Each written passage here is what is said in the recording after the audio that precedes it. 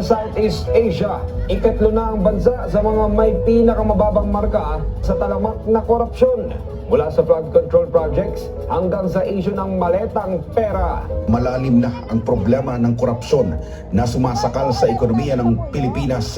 Inilagay ang bansa sa ikatlong pwesto sa hanay ng mga sinasabing pinakatiwaling bansa sa rehiyon.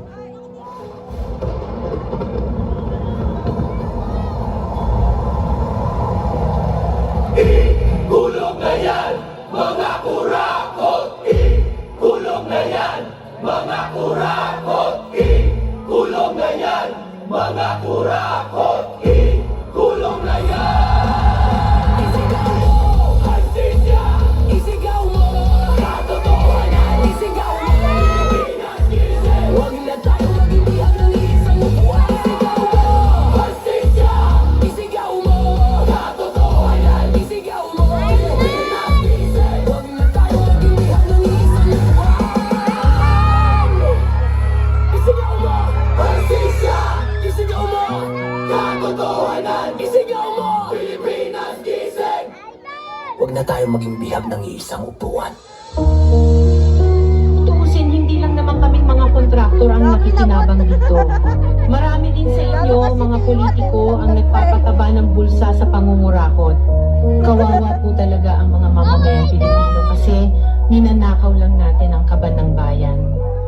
Sinong umaahon, tayo ba o sila?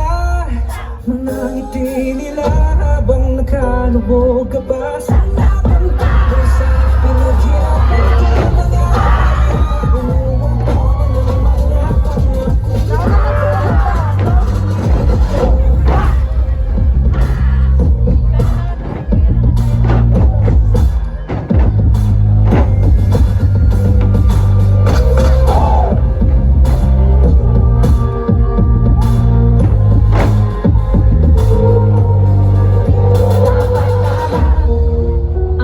May hati-hati yan mula sa pinakamataas hanggang sa mga nasa gilid lang ng sistema. Sa patuloy ng pagdinig sa Senado sa mga di umano kinonakap na proyekto ng gobyerno, 491 projects. Dapat tama, pinagtama ba din natin ginagawa? Paulit-ulit na lang na ito ang aming simula. Simula ng simula, bakit walang natatapos sa trasapati? Lagi kutkod ng swelas ng sapatos. Ilang beses na nga ako, ilang beses na pa ako. Bakit natin subukan at tulungan at umako bumahagi sa bigat na matagal na natin pasarap tayo ng sama-sama kaya natin malakang pasanay. Mas matalis na bukas para sa ating managiging ang unang hambang ipiliin ang tamang nakatatang na pangalan sa balota. Huwag na tayo magpaotoran sa ating mga pagyari. Huwag tayo magpumiko. Itigil ang pagsisi sa sundin na sa pwestong di ka nakilala ang pagsinigit sa lahat ng kanyang pangalan. Matagal na tayo, hindi tayo kumbinsido. Huwag na natin dapat Huwag ninyong ipakita sa publiko na malinis kayo dahil sa bawat proyekto may kapalit na porsyento para sa inyong mga opisina. Tingnan ninyo rin ang mga pangalan na nakaupo ngayon at lalo na sa mismo mga nagpapalakad ng gobyerno. mga pinulong salita sa gobyerno na kaisip mo kain ang patawanan ng itong ilang kumakain ang pagkulang sa dalawa. Sa isang araw nito wala nang magluluto. Bakit ganito ka pa? Huwag sa pagkain nila ang wala na kung pinagkakainin ang baang luto. Alam ba ng mga masyado at lahat ng buo?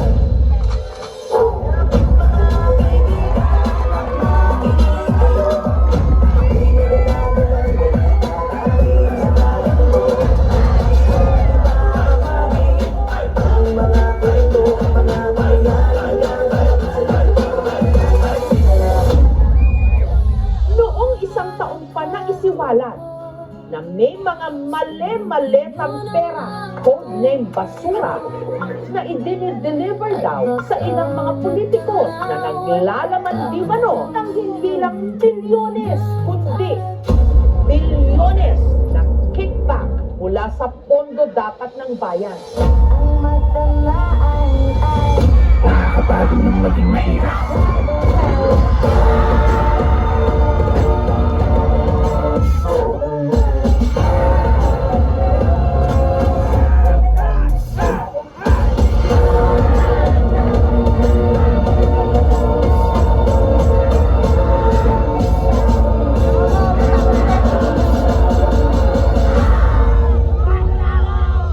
pera ng taumbayan pero tayo ang nakikinabang.